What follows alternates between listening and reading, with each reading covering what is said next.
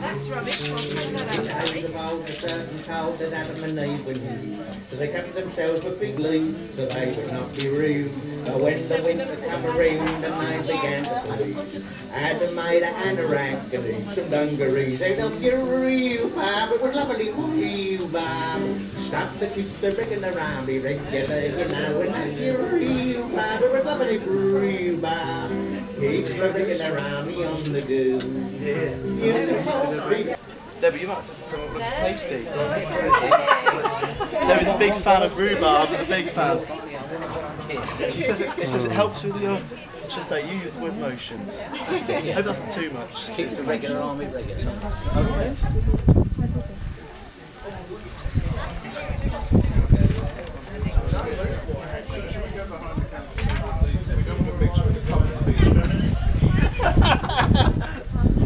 And anyway, sometimes they turn nasty. Oh right, is it best to have something so we can make a getaway? Burwell Museum for putting up with this farrago of nonsense. And I want to thank you for coming. It's nice to know that in these terrible times when the news is so serious, the British still have the ability to be deeply, deeply silly. And you are some of the silliest people. But in fact, I would go so far as to say you're actually, technically speaking, stupid. Which, you know, is a biggest compliment that you can possibly pay to people.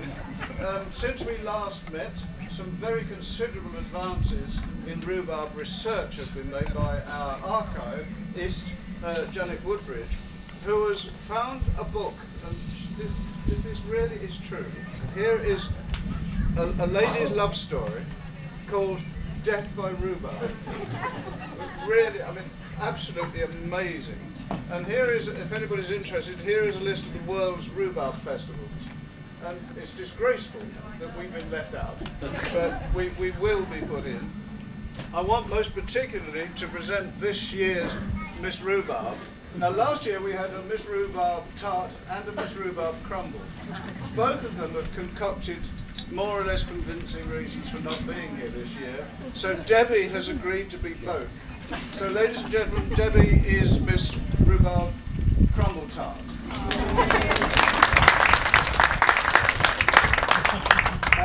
And our guest of honour this afternoon is Corporal Chris Deacon of the Royal Marines, who you may have heard about because he's been interviewed on radio once about it, but I want to hear a good deal more from him, because Chris is newly returned from Afghanistan, where he was serving in the front line in a very nasty part of serving to try to defeat the Taliban in Afghanistan. And one of the things that made life a bit better for him and his mates in the Marines was Dennis and Grunty Fen.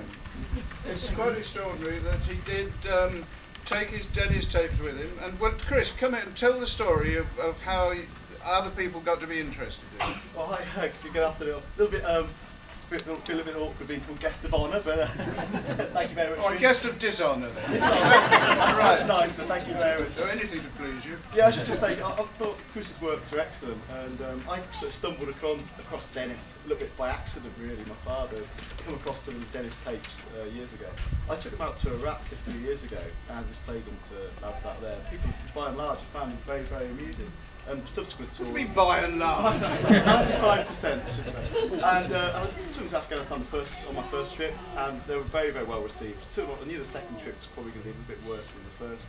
Took them out there, and a lot of people do find a lot to identify in your tapes, and they're very grateful for your work. Really appreciate it. They were a bit of a morale booster out there. Thanks very much. Well, thank you very much. We actually had to send fresh supplies of Dennis out to Afghanistan because he ran out of Dennis. Very true. Well, no, to rush out, just like the Red Cross, you know what. We've also got a message here that's just been texted in from last year's Miss Rhubarb tart, Carol.